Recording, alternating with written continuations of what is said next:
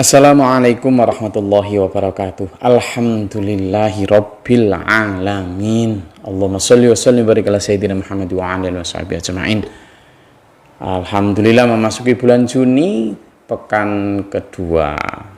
Kita masih dalam keadaan sehat walafiat, alhamdulillah, dan semoga Allah merahmati kita semua. Dulur dimanapun berada, kali ini kita akan membahas tentang penembakan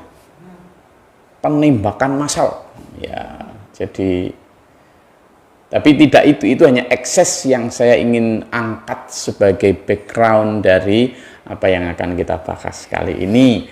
Jadi, dulur, mungkin sampean sebagian juga sudah membaca, mungkin sebagian juga belum. Nah, kalau yang belum, saya ingin kabarkan di sini juga bahwa di Amerika dalam 1 tahun terakhir, tahun 2022 ini kan belum selesai habis nih, masih sekitar baru bulan Juni, baru itu separuh nih. Dalam tahun 2022, menurut data, di Amerika itu terjadi penembakan massal sebanyak 230 kasus. 230 kasus penembakan massal. Definisi penembakan massal adalah penembakan yang dilakukan secara sengaja yang melukai lebih dari 3-4 orang. Loh, jadi dari data yang dihimpun itu hampir tidak ada tiap minggu yang tidak ada penembakan massal. Jadi begitu kondisinya. Sebuah negara yang sangat menjunjung tinggi kebebasan, freedom. Nah, sekarang nanti itu yang akan kita jadikan topik bahasan kita. What the meaning of freedom and what the substance of freedom. Apa sih substansinya? Apa benar kita memiliki freedom di dalam hidup ini? Coba sih. Panas. Jadi, karena saya bahas penembakan, jadi agak panas ini. Jadi, saya ingin kita belajar tentang itu dulu. Bagaimana sebuah fenomena yang awalnya konsep-konsep kemerdekaan, kebebasan, liberalisme diharapkan membawa kepada kemakmuran, kepada kedamaian, kepada kebahagiaan, dan progresivitas yang tentunya dalam ukuran-ukuran duniawi, ternyata di satu sisi memang mungkin itu terjadi, tapi di sisi lain itu ekses-eksesnya, dampaknya seperti itu dulu. Itu kekerasan.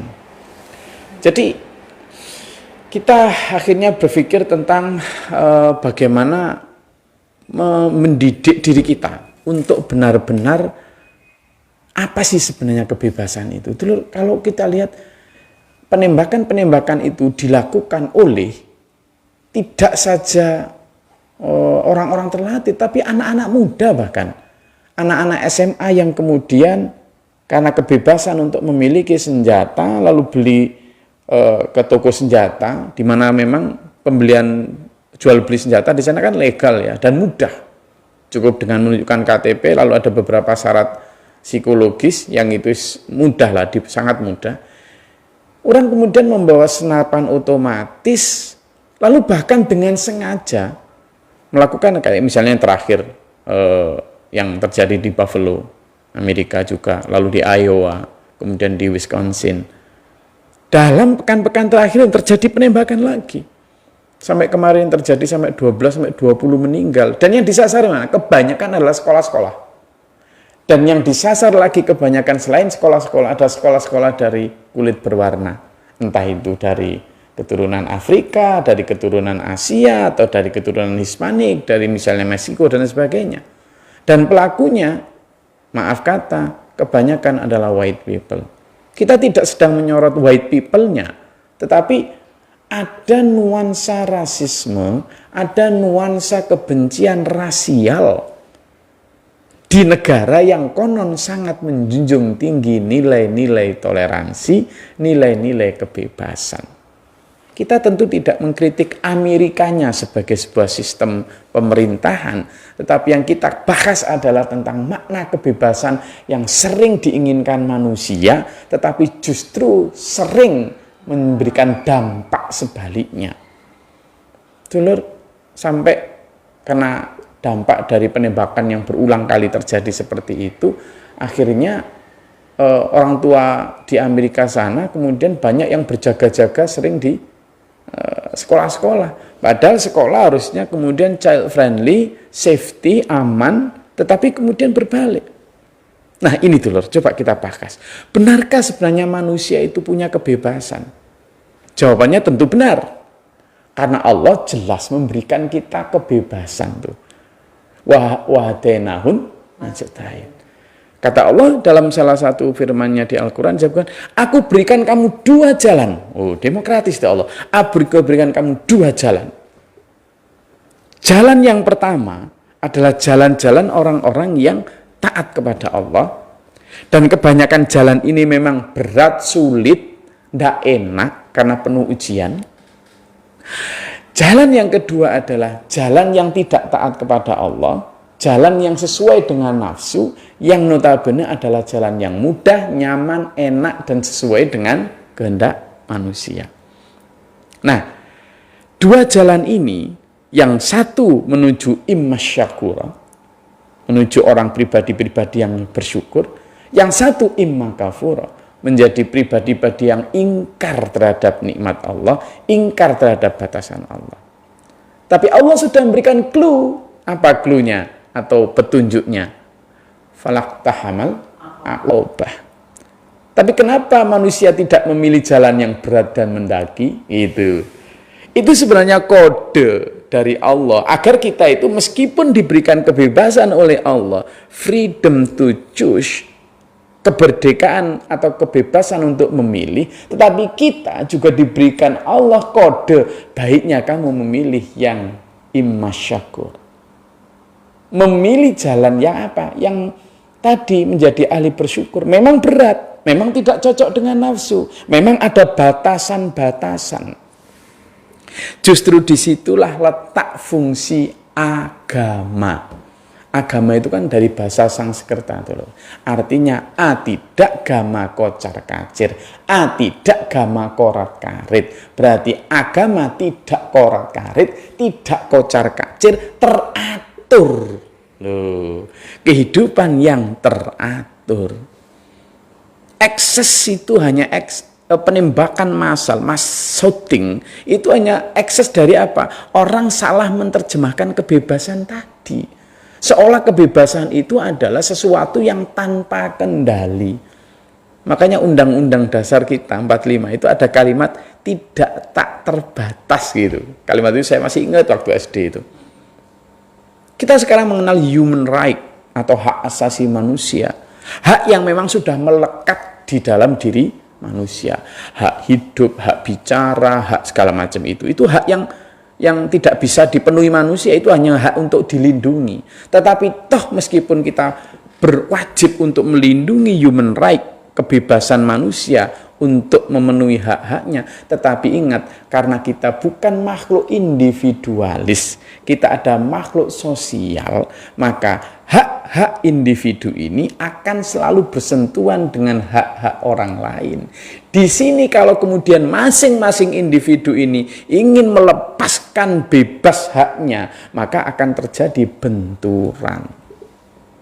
Orang-orang kulit putih yang mungkin terpapar paham-paham Nazi dan lain sebagainya tadi, yang kemudian menganggap bahwa selain kulit putih adalah rendah gitu, atau yang mereka kenal sebagai white supremacy atau keunggulan kulit putih, menganggap bahwa ini nggak boleh dibiarkan bebas, ini kulit berwarna di Amerika ini tak tembaki saja mati dor. Mungkin terpapar itu, meskipun tidak semua kulit putih begitu gitu. Nah, tetapi ini tadi, karena inginnya kebebasan untuk nembak dan lain sebagainya, akhirnya kan melanggar hak asasi orang lain. Disitulah dulur, norma, aturan, rules of law dibutuhkan. Cuma ini sekali lagi, berkaca dari Amerika tadi, sebenarnya rules of law tentang gun atau tentang senjata itu sudah ada. Tapi lagi-lagi karena itu buatan manusia, sehingga ya kemudian begitu banyak cacat di dalamnya. antara Partai Republik dan Partai Demokrat berantem. Yang Partai Demokrat berharap ada batasan yang ketat tentang kepemilikan senjata, yang Partai Republik membebaskan, tidak usah, itu nanti akan secara pasar. Begitu juga kalau semua orang dibiarkan punya senjata, kan akhirnya saling menjaga, nggak akan ada orang berani nembak yang lain punya itu mindsetnya begitu. Tapi coba kalau kita ikuti aturannya Allah, aturannya Allah jelas. Memang kamu punya kebebasan, satu di antara hak asasi manusia adalah hak hidup. Tapi Allah sudah jelas menyatakan, jangan kamu membunuh orang lain, artinya mematikan hak hidup orang lain tanpa alasan yang hak. Artinya apa? Aturannya hanya boleh membunuh jika orang itu misalnya karena membunuh. Hukum maksudnya itu. Hukum positif. Dan itu yang boleh melakukan adalah pemerintah atau yang berwenang. Bukan individu antar individu. Nah, di situ letaknya. Bahkan satu di antara yang sangat terkenal di dalam Islam itu adalah jika kamu membunuh satu orang jiwa tanpa alasan yang benar, kamu sama dengan membunuh seluruh umat manusia. Dan jika kamu menjaga satu jiwa manusia, maka kamu sama dengan menjaga jiwa seluruh umat manusia.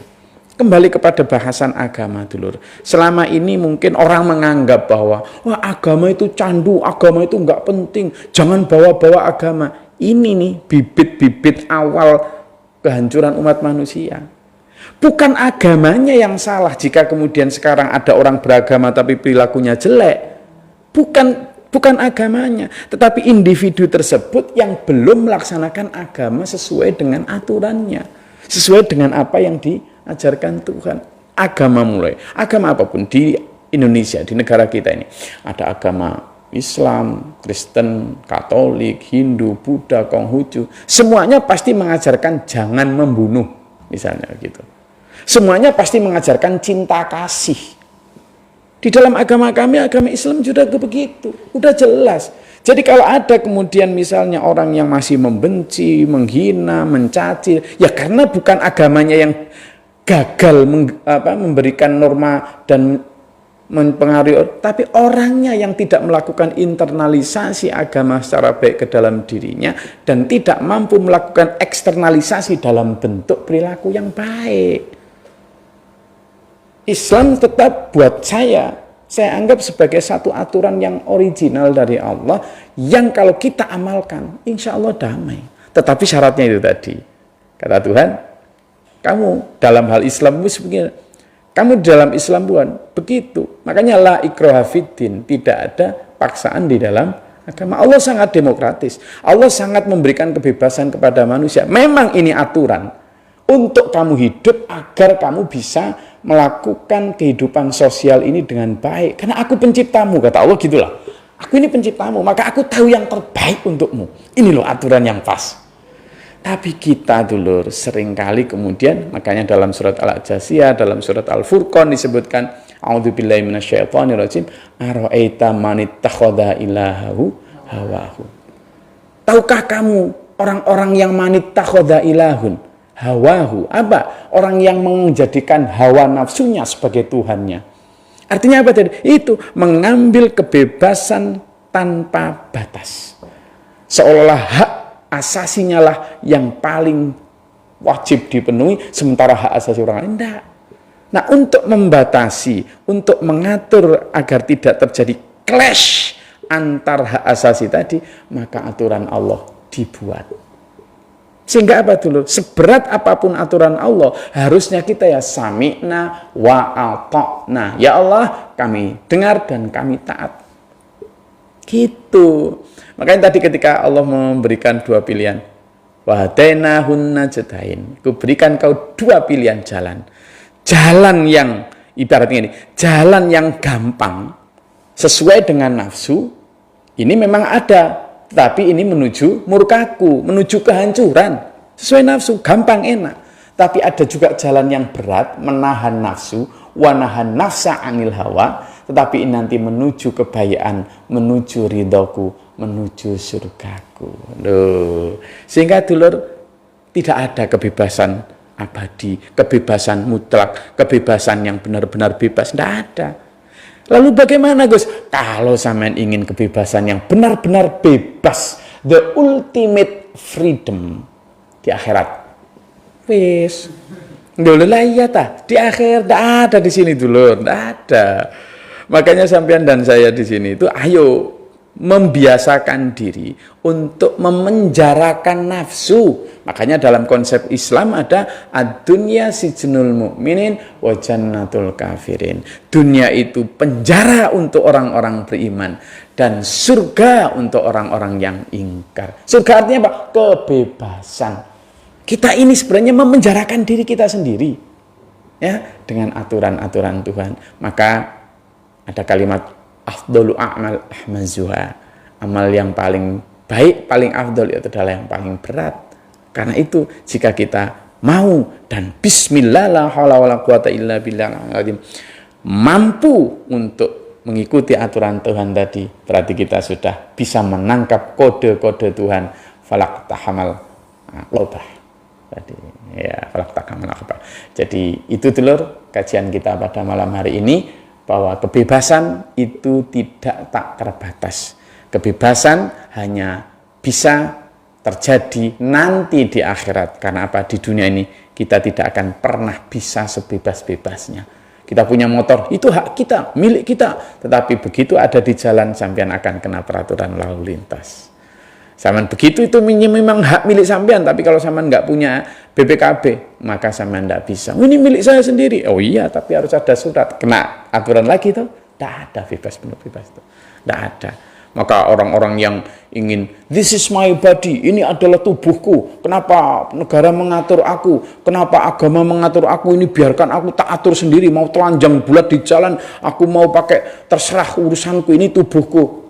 Tubuhnya siapa kok tubuh sampean itu? Kayak bisa menciptakan diri sendiri saja. Kita ini milik Allah. Jadi kalau Allah memberikan aturan untuk kita, ya wajar. Sampean dan saya tidak bisa menciptakan diri kita sendiri kok. Gayanya itu kalau orang-orang yang sok liberal, sok bebas itu, ini tubuhku, ini jiwaku, aku atur sendiri. Sejak kapan? Ku itu kan kalau sampean memiliki hasil usaha sampean sendiri. Lah kalau kunya itu bukan dari sampean. Bahkan orang tua kita aja tidak bisa apa-apa dalam hal itu. Bahwa kita itu minallah. Kita ini hanyalah ciptaan Allah. Maka kebebasan yang kita miliki adalah kebebasan yang ditentukan oleh Allah dengan cara mengikuti aturan Allah. Kalau mau bebas, benar-benar bebas, tunggu nanti di akhirat. Ibaratnya kita puasa di dunia, nanti buka puasanya, maghribnya adalah di akhirat. Sabar gitu lur. Terima kasih. Mudah-mudahan bermanfaat dan berfaedah. Insya Allah dengan tenggang rasa mengatur kebebasan kita menurut aturan Allah. Seberat apapun itu, jika Allah memberi kita kekuatan, insya Allah damai tercipta di muka bumi ini. Semoga tercipta. Sampai ketemu pekan depan. Billahi taufiq wal hidayah. Wassalamualaikum warahmatullahi wabarakatuh.